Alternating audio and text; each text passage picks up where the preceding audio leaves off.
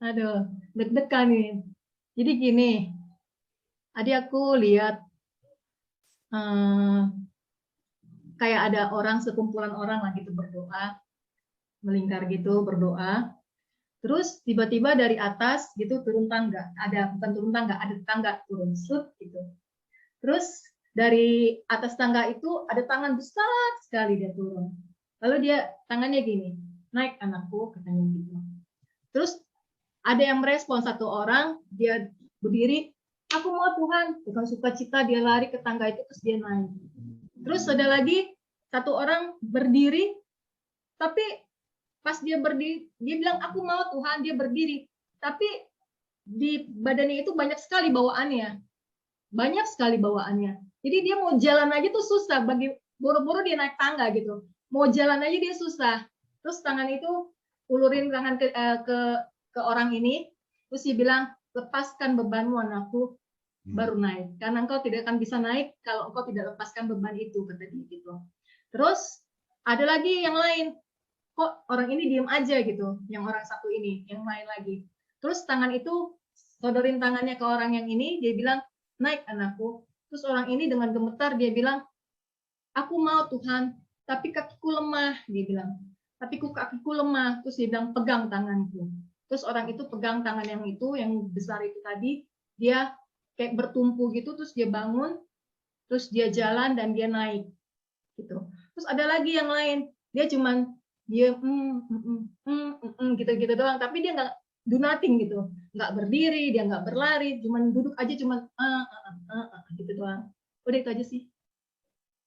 Itu gambaran respon manusia. Tangga itu sama seperti ketika Yakub bermimpi pintu gerbang surga. Ada tangga, malaikat Tuhan turun naik. Tangga itu bicara tentang kita bisa terhubung kepada Tuhan.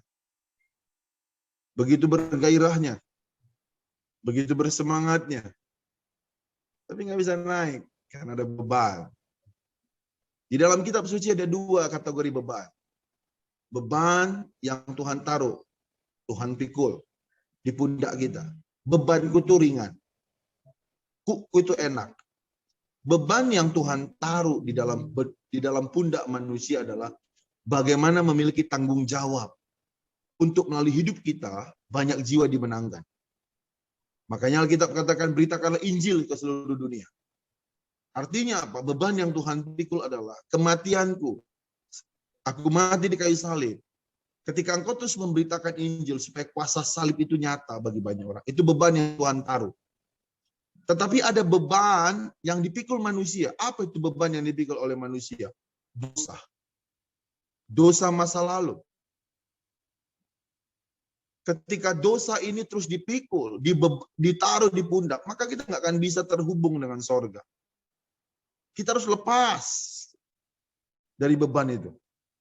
Dan saya berdoa supaya Kairos dan Bapak Ibu yang menyaksikan ini mengerti. Saya berdoa Roh Kudus memberikan pewahyuan yang baru. Jadi Tuhan bilang, kalau mau naik level, kalau mau naik di mana Bapa berada, berjumpa dengan Bapa, maka beban yang kita bawa sendiri, dosa awal, hawa nafsu, kesenangan daging, dilepaskan dalam nama Yesus.